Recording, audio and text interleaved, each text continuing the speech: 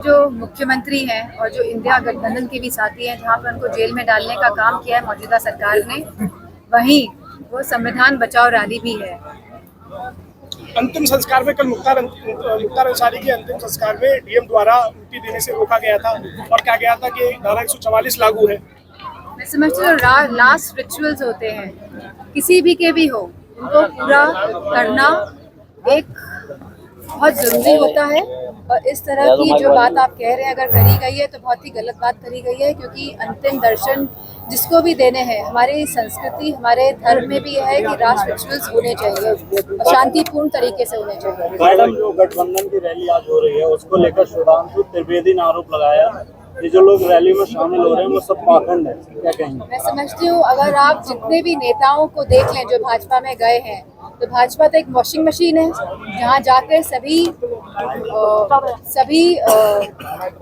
जो नेता भाजपा में जाते हैं उनके जितने भी कर्म और कांड होते हैं सब धूमिल हो जाते हैं और वो एकदम स्वच्छ होके निकलते हैं। तो मेरा मानना है कि ऐसी भाजपा जो प्रोपेगेंडा के थ्रू ही पूरा काम कर रही है, जो धरातल में लोगों की समस्याओं का कोई निवारण नहीं कर रही है, इस सरकार के बारे में जितना कहें उतना कम है। मैडम, पल्लवी पटेल और ओवैसी आज प्रेस कॉन्फ्रेंस करने वाले हैं, दोनों एक साथ हो गए हैं। ये अच्छी बात है, अगर प्रेस कॉन्फ्रेंस कर रहे हैं तो करें प्रेस कॉन्फ्रेंस। अलग से चुनाव लड़ने जा रहे हैं, 2 सीटों पर उन्होंने अपना प्रसाद मौर्य अलग से चुनाव लड़ने जा रहे हैं गठबंधन अपनी पार्टी। ये बहुत अच्छी बात है, क्योंकि भारत एक लोकतांत्रिक देश है और सभी को चुनाव लड़ने का, अपनी पार्टियों को लड़ाने का पूरा हक है, अधिकार है। आपको नहीं लगता है वो इंडिया गठबंधन का नुकसान कर रहे हैं? मैं नहीं समझती हूँ, क्योंकि लोग बहुत सचेत हो गए हैं और लोग पूरे पीडीए के साथ है।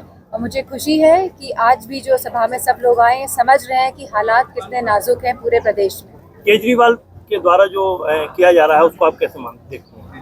केजरीवाल के साथ जो गिरफ्तारी वगैरह की जा रही है ईडी के द्वारा, ये पूरे अगर आप भारत के इतिहास में देख लेंगे, जब से देश को आज़ादी मिली है तब से इस तरह की घटना कभी नहीं हुई है। इमरजेंसी का माहौल था, इमरजेंसी लगी थी, लेकिन यह तो इमरजेंसी ऐसी इमरजेंसी है जो इमरजेंसी की तरह ही इस तरह का माहौल है आज भी देश में, जहां केजरीवाल जैसे मुख्यमंत्रियों को जेल में डाला जा रहा है, जहां 140 सांसद एक साथ सस्पेंड कर देते हैं।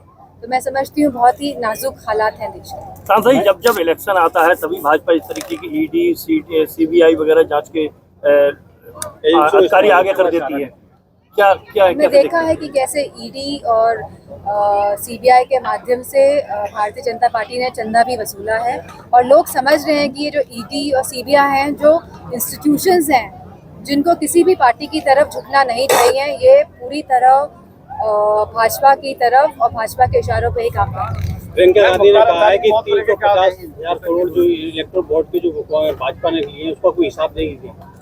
मैं समझती हूँ पूरी देश के सामने सच्चाई है, पूरे देश के लोग जानते हैं कि कैसे भाजपा ने इलेक्टोरल बॉन्ड्स के नाम में लोगों से चंदा वसूली करी है, किस तरह बड़े बड़े जो फार्मास्यूटिकल कंपनीज हैं, जब इंजेक्शन की बात हुई थी तो लगातार इन कंपनीज के माध्यम से भाजपा के अकाउंट में पैसा गया है, और फिर इन कंपनीज को परमिशन मिली है कि वो इंजेक्शन लगा सके कोविड के टाइम पे। तो मैं समझती हूँ जनता सब जान रही है इस बात को।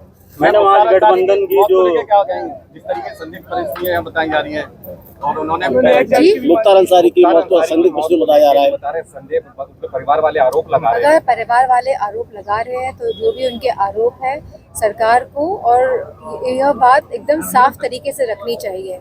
जो लोग संचिता की बात करते हैं, प्रारब्ध की बात करते हैं, तो यह भी जान ले कि जहाँ एक तरफ दृश्यत कर्मफल है, वहीं अदृश्यत कर्मफल भी है। वो लोग जानते हैं सच्चाई क्या है, और सच्चाई वो लोग जानते हैं, चाहे जितना भी छुपा ले, सच्चाई से वो पूरी तरह वाकिफ है। जिलाधिकारी गाजीपुर अंतिम संस्कार के दिन जिलाधिकारी और मुख्तार अंसारी के भाई की हॉट डॉग को आप किस तरह से देखते हैं, क्योंकि जिलाधिकारी जिला प्रशासन वहां उस भीड़ को आने से रोक रहा था, मौत के बाद अंतिम संस्कार में इस तरह की मैं समझती हूँ कि अब अंतिम संस्कार में किसी भी तरह की रुकावट नहीं पैदा करनी चाहिए थी प्रशासन की तरफ से। प्रशासन को वहाँ पे सुनिश्चित करना चाहिए था कि सब लोग शांतिपूर्वक ढंग से अंतिम संस्कार में शामिल हों।